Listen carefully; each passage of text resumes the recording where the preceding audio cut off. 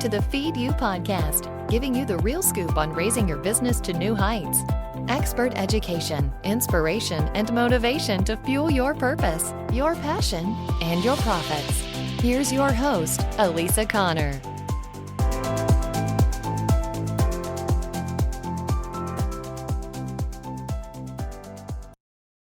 Hello. Welcome to the Feed You podcast. I'm Elisa Connor. I'm your host. I so appreciate you being here, all you lovely listeners. It is so awesome. I really love doing the podcast, and I love when people reach out to me and tell me how it is impacting their businesses. So thank you so much for tuning in every week. I know you have a lot of demands on your time, and I really appreciate you tuning in. If you are a new listener, welcome. I appreciate you finding me and would love to hear from you on Instagram about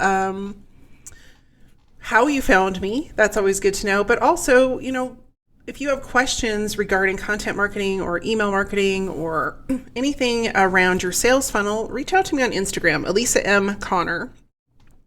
And also, if you're a loyal listener, I'd love to hear feedback from you or just, start a conversation. It'd be great to talk to you, find out, how you're utilizing what I present to you in these podcasts and how it's impacting your business. That's really what I want to know. I want to make sure that it's, when you're implementing the strategies and ideas and learning that you get here, I want to know about your success because we have got to support each other. This can be a very lonely world when you have your own business.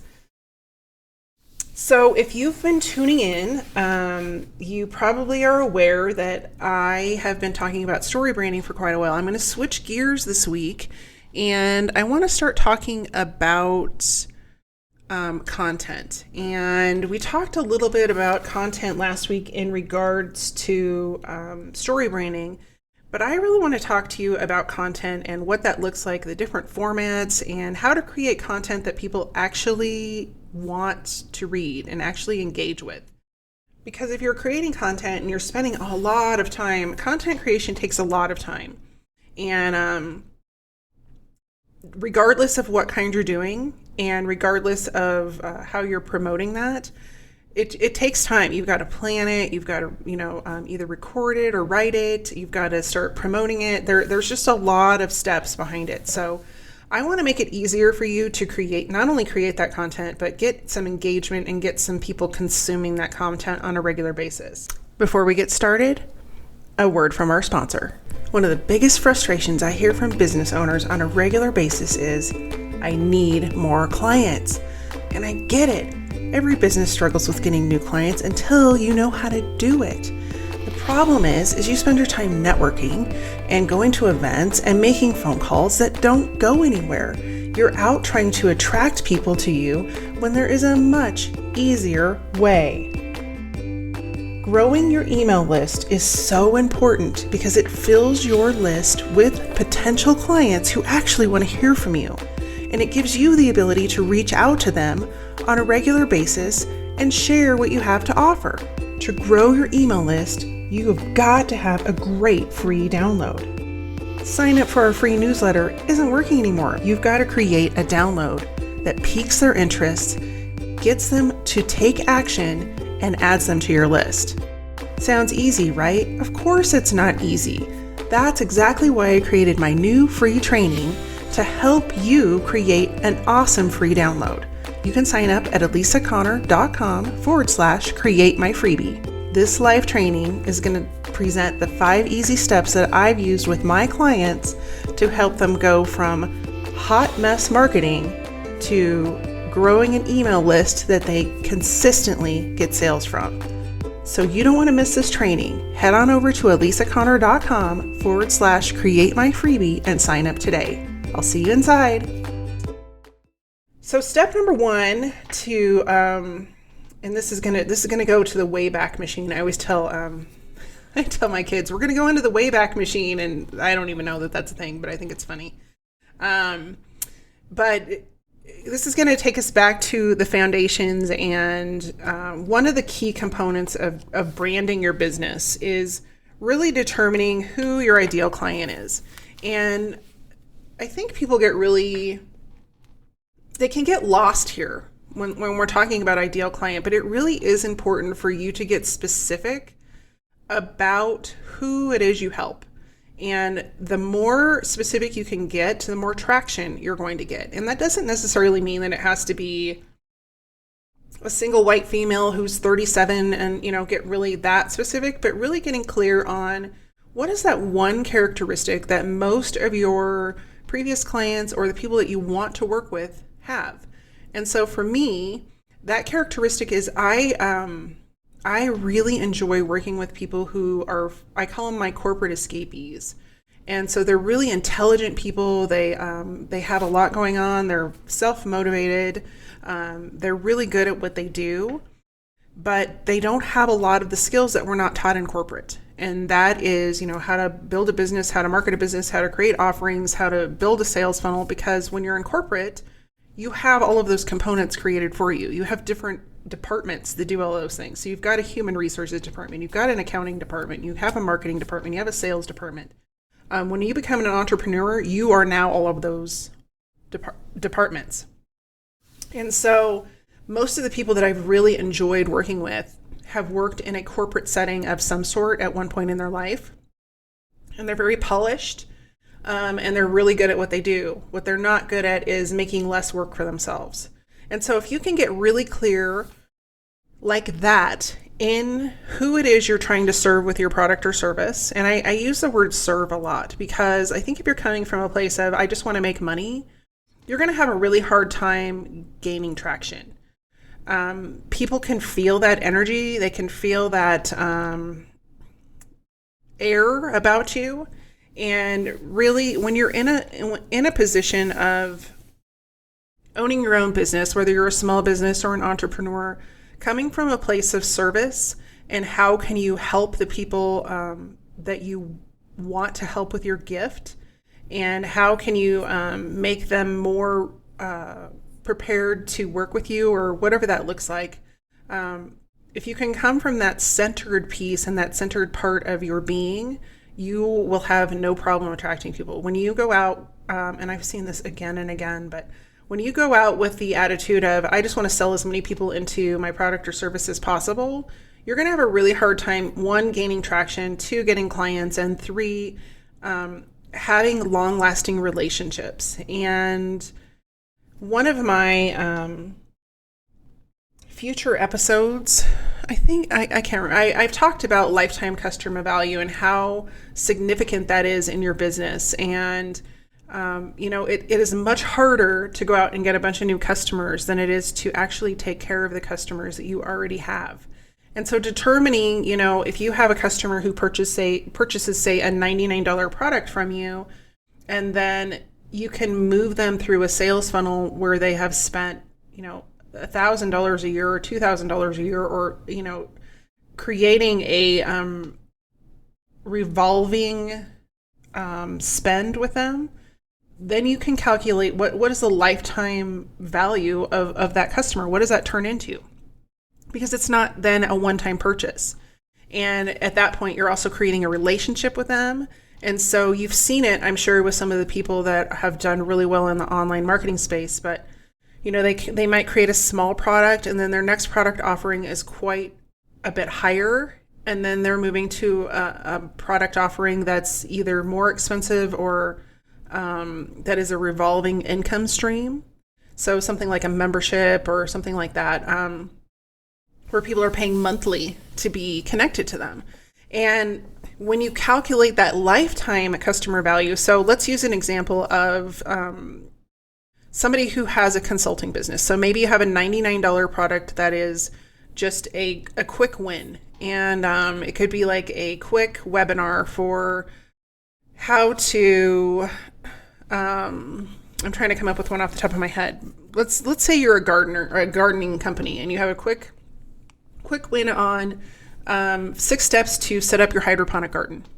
And that is your course. You've created, 6 videos, and you walk them through how to set it up and how to get their first harvest out of hydroponic gardening.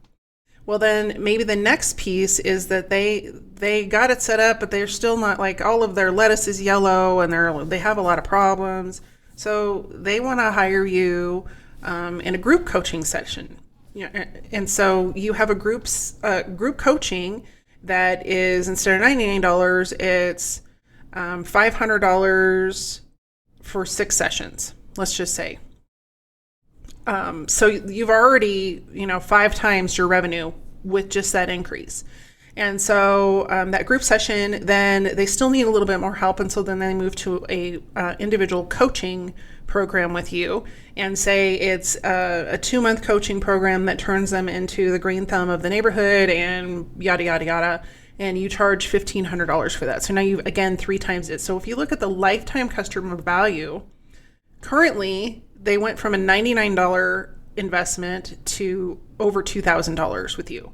And so you can see how you can easily and more quickly scale and grow your business when you are looking at lifetime customer value versus per product value.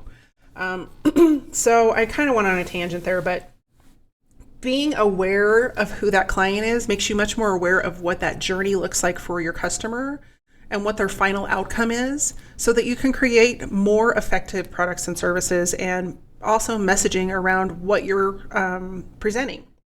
So when you're creating that content, whether it's a blog post or a email blast or a live video or tutorial or audio training or ebook or whatever it might be, whatever kind of content you're creating to drive new traffic, being aware of who you're creating it for, and really being aware of, what they want to learn, how their fears and problems affect them and are stagnating them or keeping them stuck. But also anything you can know about them inside and out. So if your ideal client has small children, you are going to want to relate to them having small children and probably not having a lot of extra time. If you use a lot of industry language instead of plain speak, you're going to have a hard time creating content for your ideal client, because they're not going to speak industry language.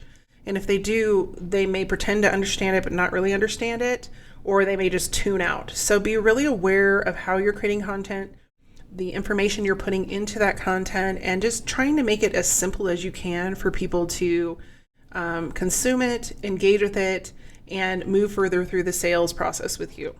The second tip I have for you in creating really good content is to use some really valuable tools. And I'll link to all of these in the show notes. But tools that help you determine, what content is out there. If there's content that's created, but it's missing like maybe an update, or it's missing some key information that you know about. And also just content that hasn't been created yet. There is so much content out there. It's hard to believe that there would be anything that's not created. However, if you look at content, so you may have somebody that gives you seven tools for creating content, but they don't do a tutorial on how to use any of those tools. So maybe you could be the person that picks one of those tools, you go out and you learn everything about it, and then you create a tutorial piece on how to use that tool and how it impacted your business. That is valuable. And so I wanted to give you, I have 4 different tools that you can use to identify content that's out there and also missing content. There are some other paid tools. I wanted to stick to the free tools. There's some really expensive SEO tools out there that if you are making, pretty good money in your business, you may want to invest in. But if you don't want to become the SEO expert and not really invest in those tools and do it yourself, you may just want to hire an SEO expert. And just do some, fine tuning around questions that you ask before you hire them. 2 of the paid tools that come to mind that I think the starting point is around $100 a month. That's just the lowest entry point for each of them is SEMrush, SEMrush. And you can go in and do any kind of SEO research in that tool that you could dream up. So anything from putting in a keyword term, seeing what kind of content is created for that term, and also, any kind of engagement that may have happened with that content. And then the other one is Ahref. And so it's Ahref, and it's also a paid service, but you can actually go into links of all that content that you just found on SEMrush and see, who has shared it, who's linked to it, and all kinds of data information that you may or may not be ready to go into. So if all of this has confused you, just step away for a second, take a deep breath, and realize that you can hire an expert to help you with this.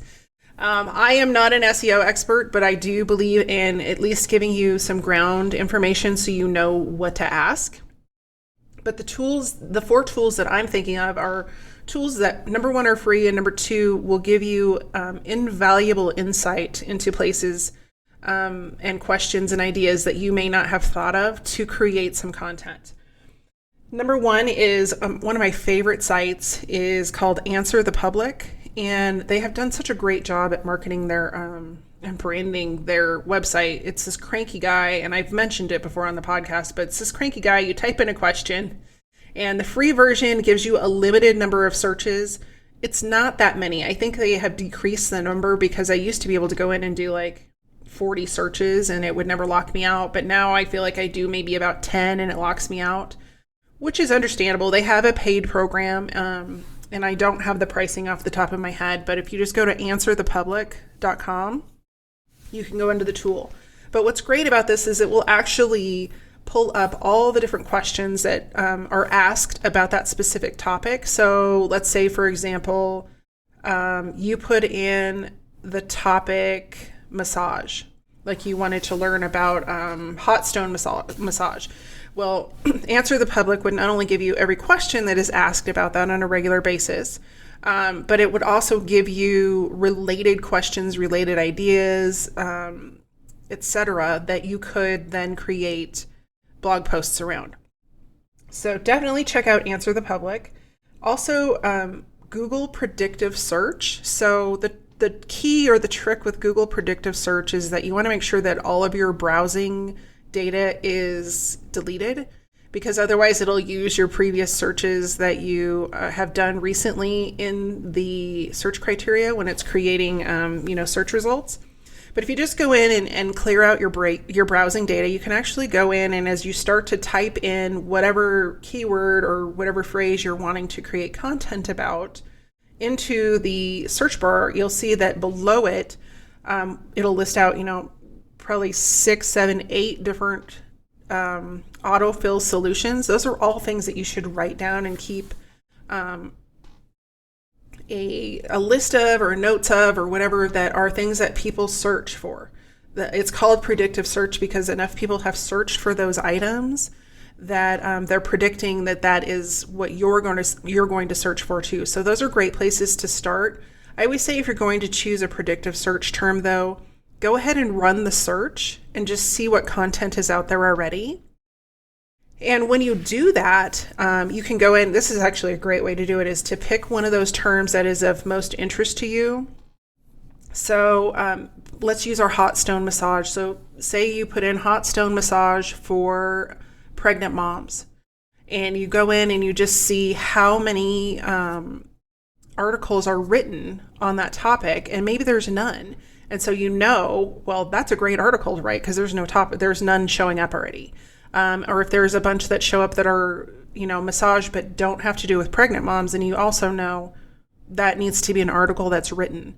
Also, you can go into the articles that have been written, and you can see, 1, how old they are, and 2, based on how they rank, you want to probably choose the first 3. And you can go in and see if there are any comments in there. If there are, that gives you an idea of things that are resonating with people. Or if there are questions in the comments, you can look at those. But more importantly, you can evaluate that article, read through it, and see if they have missed anything. And if they have missed something, there's a great way for you to create content, is fill in the gap, fill in that missing part. And so Google Predictive Search you can get lost over there easily, but it also gives you some great ideas for content that, 1, is needed, and 2, that is being searched for. Pinterest search. Now I love Pinterest, but I get lost over there too. But it's really a great search tool for research if you can keep from pinning. And if you're creative like me, that could be difficult, but give yourself a time limit. But They will also do suggested search terms if you put in a term in the search bar. So, for example, if you were doing hot stone massage, you could put that in as your search term again, and it will pop up with little boxes underneath that term of other suggested ideas or suggestions for topics. So you can either write those down or you could click on that and then see if it gives you additional ideas, but that would give you another option. So Pinterest is the third choice for you to go out and do a little bit of research on content that could be missing. And then last but not least, Facebook. Facebook search is very powerful as well. Any of the social media search channels, but specifically Facebook, you can find out, you can search by post, you can search by group, you can search by people. And you can see what's really nice about Facebook is you can see what kind of engagement is happening on that search term. And if there are a lot of groups created, you can go in and see, what's being posted in those groups, or you can find a group and join. Pages, you can just go and it's tons of ways to research. And this is a rabbit hole you can quickly go down and lose yourself in. So I would say, definitely set yourself a time limit. Have an idea of what you're looking for before you go in there. Based on my next few suggestions for creating content, you'll have a better idea of, how to choose what to look for. But give yourself, a time limit to go in there and do that. And then I have a few more tips for you down the line that will help you with that as well. So my third tip is to get connected with your audience. If you just have a small audience, it's go join a couple of Facebook groups and survey the people in those groups. As long as they are people that resonate or are your ideal client, you can get pulled into a rabbit hole with people really quickly if you just go and randomly post in the groups that everybody else posts in. But number one, if you go in and you're asking for opinions and you're asking for feedback, you will stand out much higher than most people in that group, because most people just want to sell what they have, depending on the group. So when you're creating a survey or a poll, it's very easy to do in Facebook, but you can also go over to SurveyMonkey and create a poll or survey and email it to your audience that way so you can get feedback. And you can ask questions like, what would you like to learn about next? And then give them 4 options. What's the biggest problem in your business right now? And, give 4 options and then an option for them to write in their own suggestion. Or you can just leave it, tell me the number one thing that you're struggling with when it comes to social media, and leave a blank box and let them answer. This is going to give you tons of idea, not only for content, but for copy for your website and your emails and all that stuff. You can use all of that information to further promote what you're doing, as long as you are answering the call to solve that problem.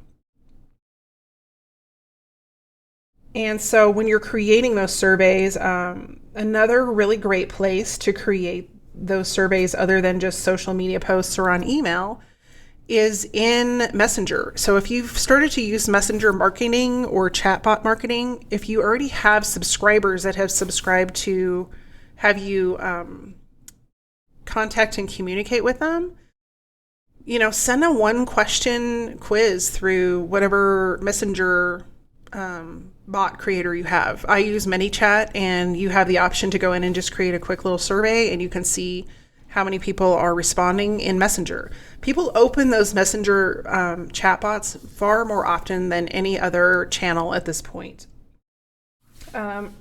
So when you're utilizing those, of course, don't be spammy, but if you're using them to actually gather information, people will appreciate that. And you may even have more direct responses, because it's easy. They can go in, they can see that you created a survey in that Messenger bot, and then they want to respond with, what I really want to know is this.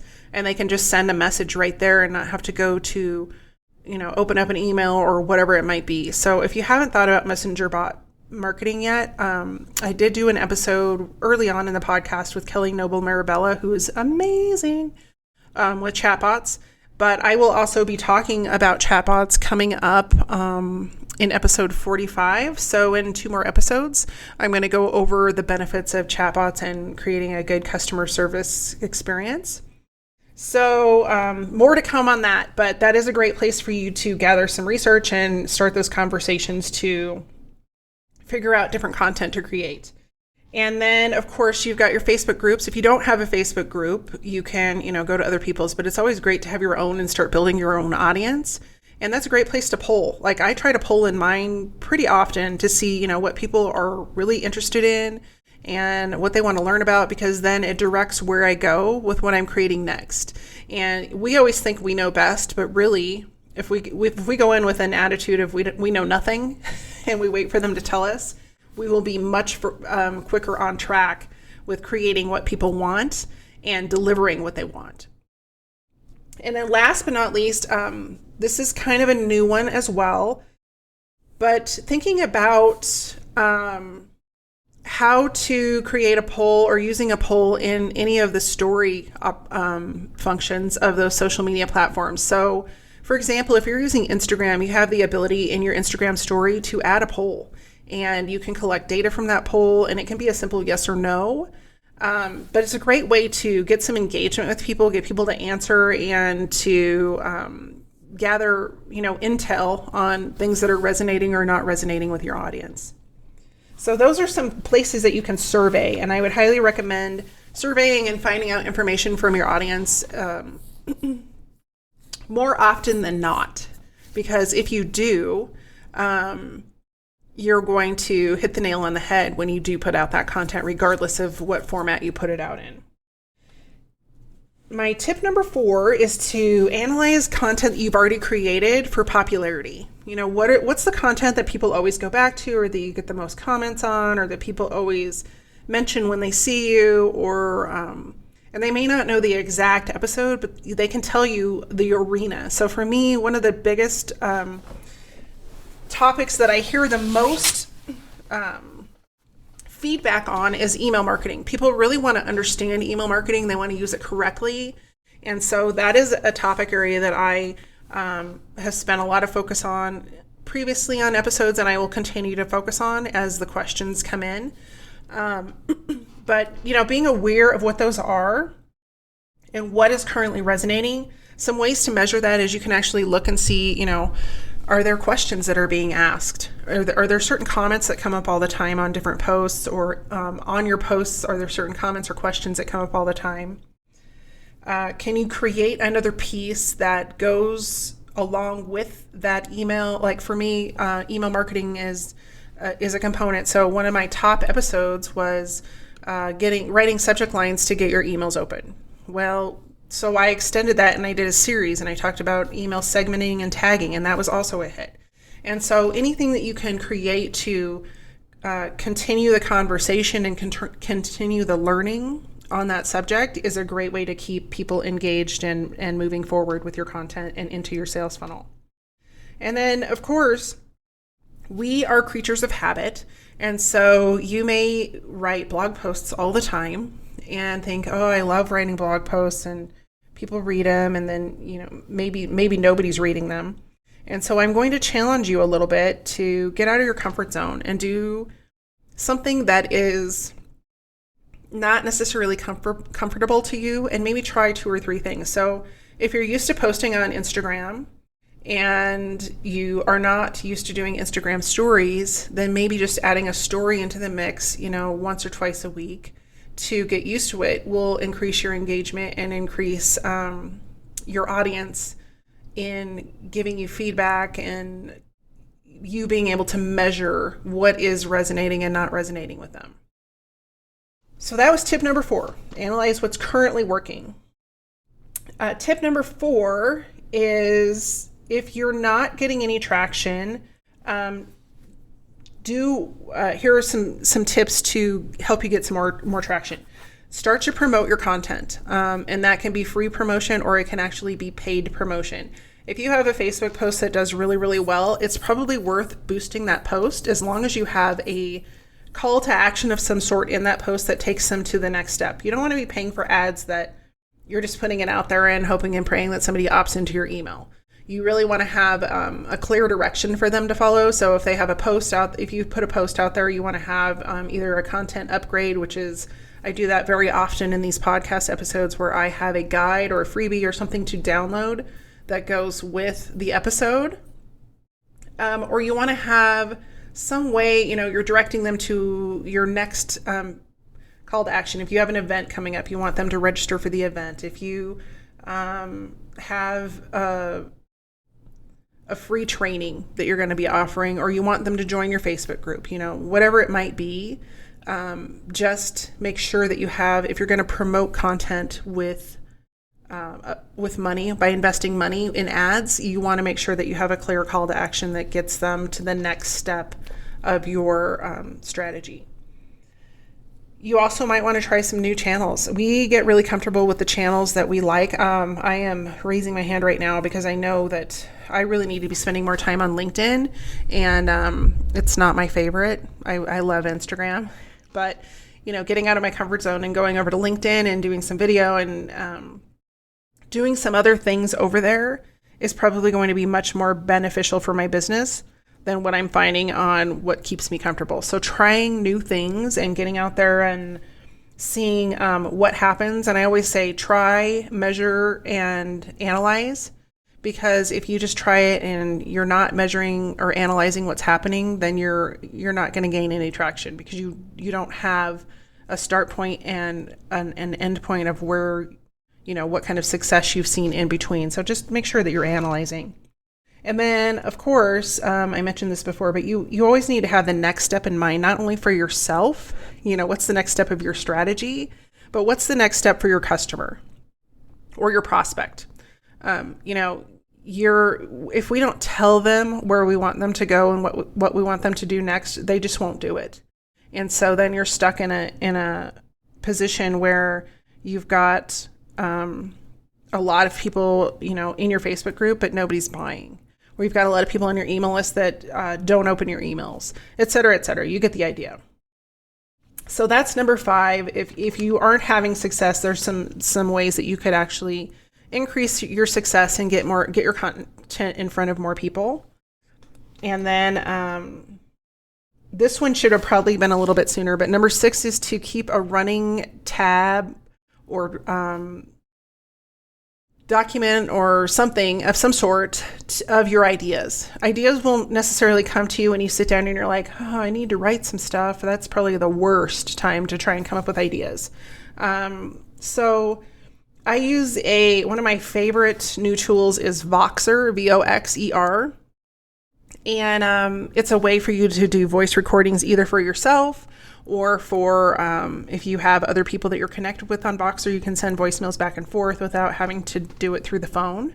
You can send pictures, you can send typed messages, but that's a great way for you to track ideas. So when you're out and about, a lot of times I have ideas at the most inconvenient times, like walking through the grocery store. I'll just send myself a Vox really quick and I'll document that idea. Also, another time that I get ideas is when I'm out walking or exercising. So again, I put them in a Voxer, and then a lot of times I'll take those boxes and I'll add them to, I have a running Google Doc where I just capture different ideas in different categories. You could either do a doc or a spreadsheet, depending on how your brain works. Sometimes it's nice to have a spreadsheet because you can add links and keywords and stuff to the side of it. But wherever you can document that and then turn it into a schedule, that's going to help you. Another place that I've used is the Notes app on my phone. I'll just type a quick note and I have a bunch of notes in there. Like if I ever lost my phone or somebody had to get into my phone, they'd be like, what is all this nonsense in her notes? But it's where I document those ideas. Another app that I actually forgot about that I've used in the past is called Workflowy, and it's just work and then FLOWY. And you can also document ideas over there. You can capture websites. It's a cool app too. So that's another one. And you always wanted to add into that documentation. I think it's a really good idea when you have personal stories that come to mind.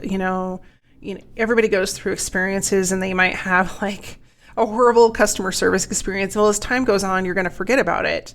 But an example for me was we went out for Mother's Day, and we had actually one of the best customer service experiences I've had in a really long time at a restaurant. And I was just kind of taking notes of, all of the different things that made that experience exceptional. And it was the personalized service and the specific recommendations and explanations of the different meals on the menu, and, what made them special and why, we would want to consider that for our entree versus something else, and just really catered to. And a lot of, I think when you have really good customer service like they had, it stands out so much more, because the majority of customer service especially in dining, is so bad at this point that when you have excellent customer service, you just shine like a beaming star. And so I would utilize that to, talk about later on and relate it to business in the way that, if you become a shining star with your customer service experience. And I actually have a customer service podcast coming up, so I'm not going to go into that too much right now, but I could save that story for that episode and talk about, the different things that they did to create an experience versus just a transaction.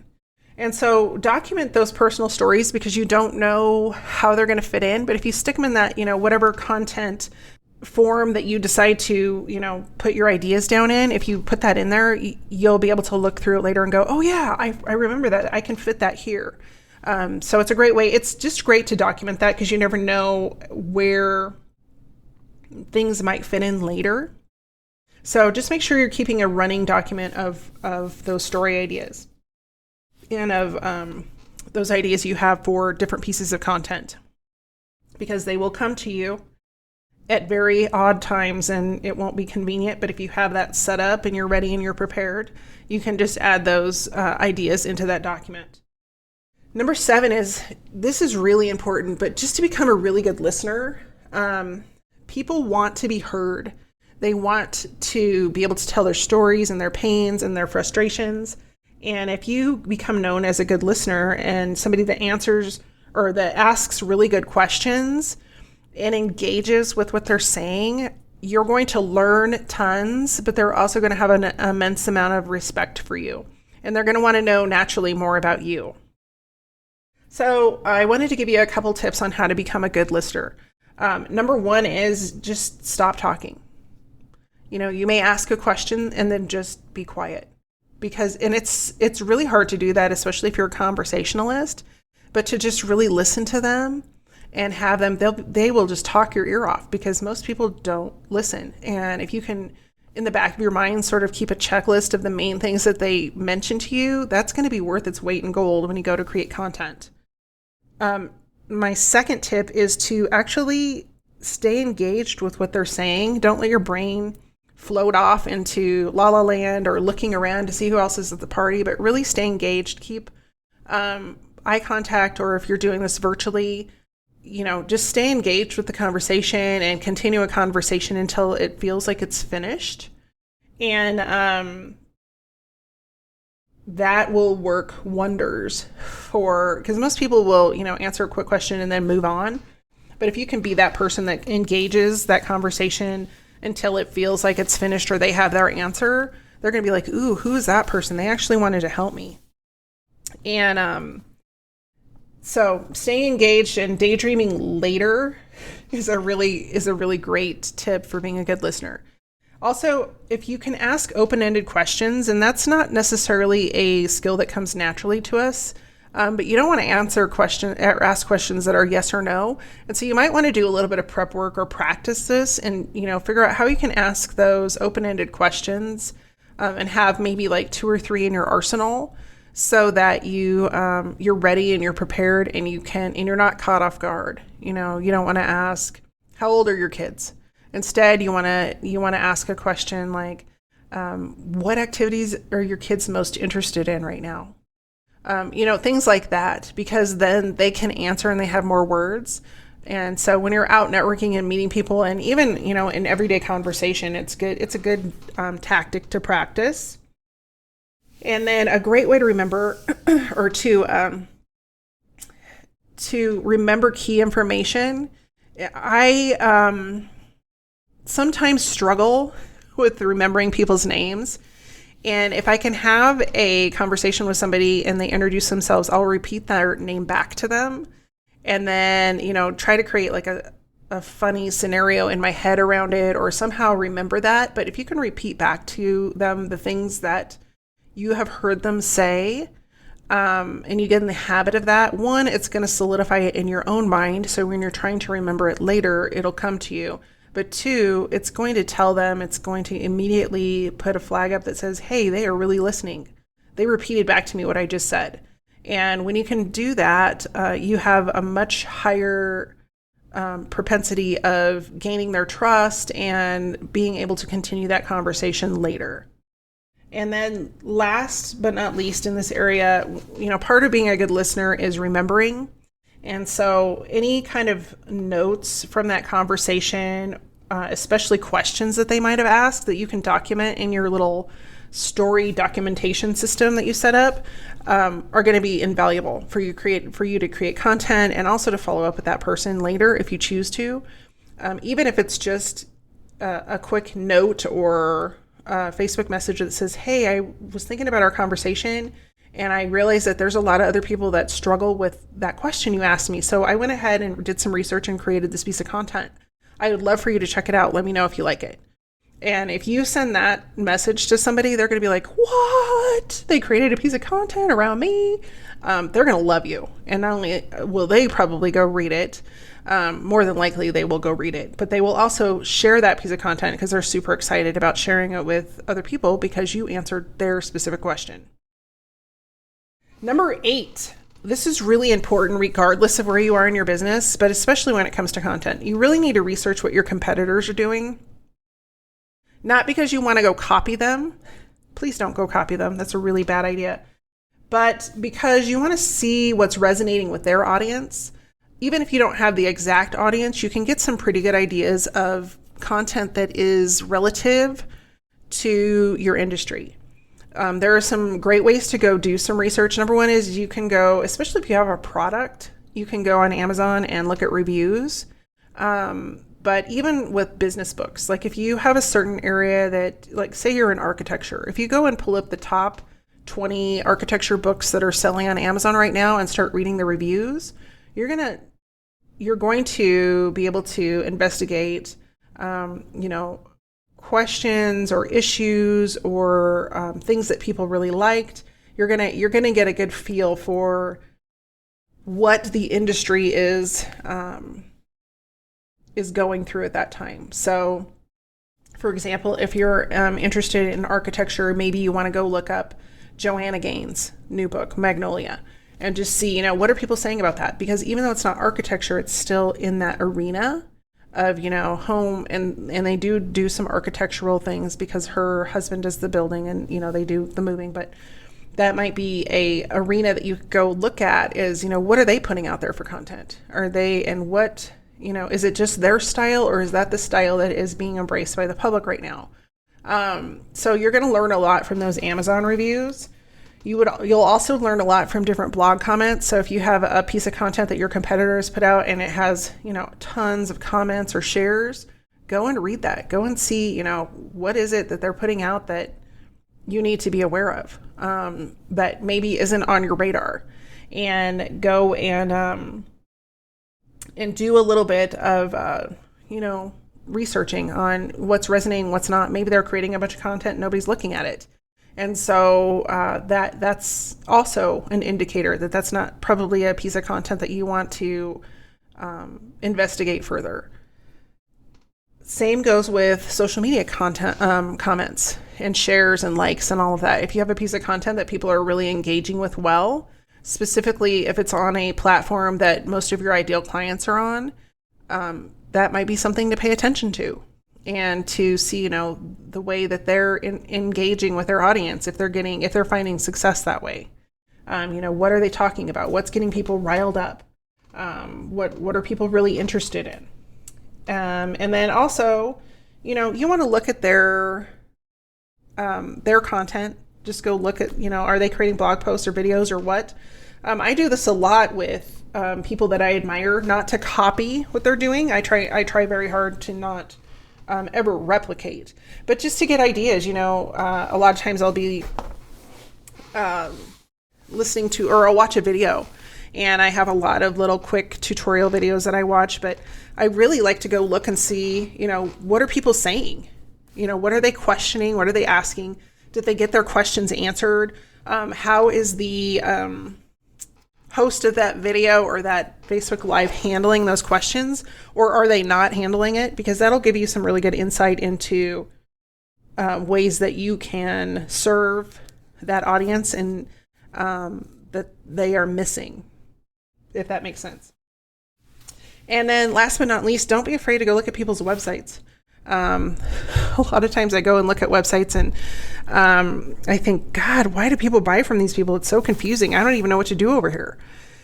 And that isn't a rip on them, but that's, that is actually a really good indicator that might be an area that they don't excel in, but it's something I do excel in. And so I need to talk about that.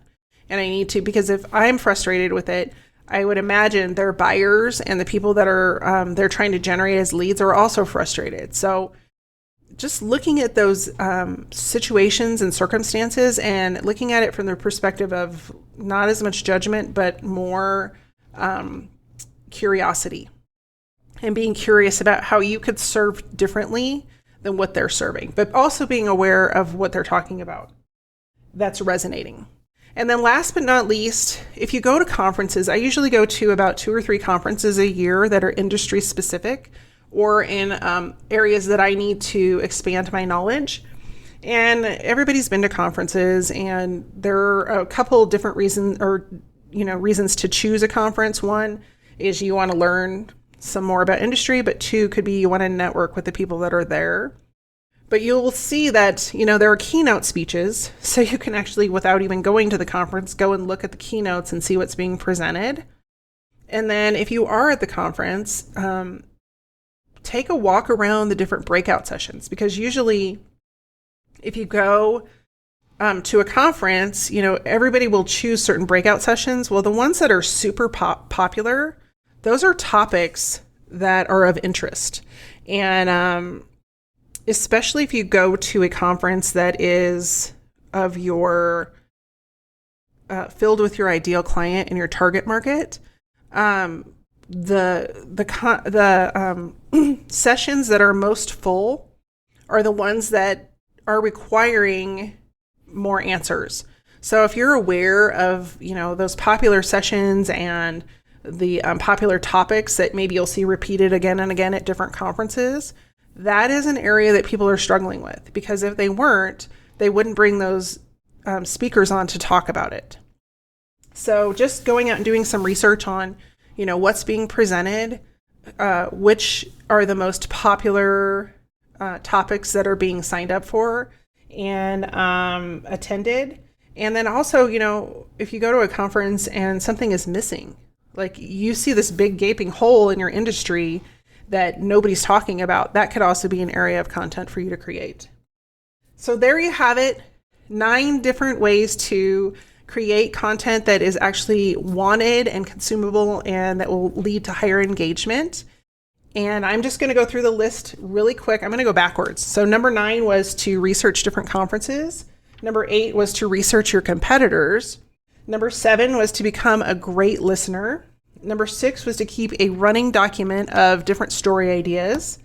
Number 5 is, if you aren't getting traction, I gave you some tips on how to get some more traction. Number 4 was to analyze your currently popular content and your most popular content.